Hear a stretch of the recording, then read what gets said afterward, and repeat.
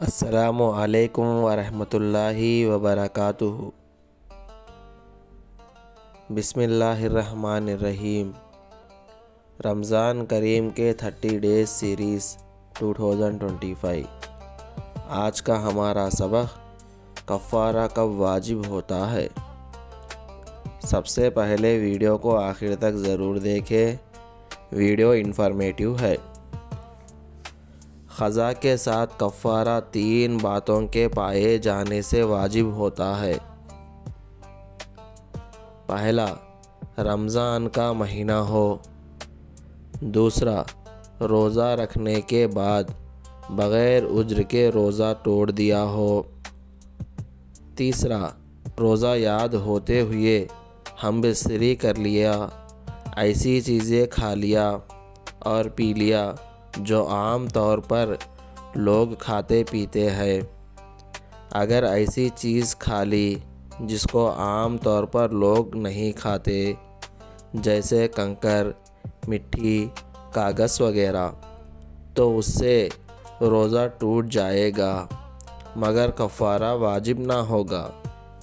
مثلا کسی نے بھول کر کوئی چیز کھا لی، پھر یہ سمجھتے ہوئے کہ روزہ ٹوٹ چکا ہے کھانا پینا شروع کر دیا تو روزہ ٹوٹ جائے گا لیکن کفارہ واجب نہیں ہوگا۔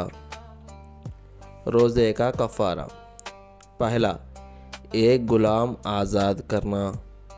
دوسرا، اگر غلام آزاد نہ کر سکے تو 2 مہینے کے لگاتار روزے رکھنا۔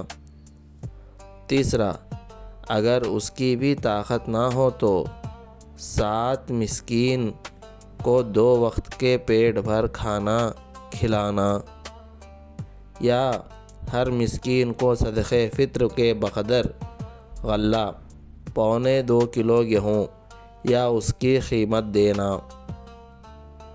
تنبیہ: رمضان شریف میں اگر کسی کا روزہ ٹوٹ جائے تو شام تک کھانے پینے سے رکے رہنے واجب ہے۔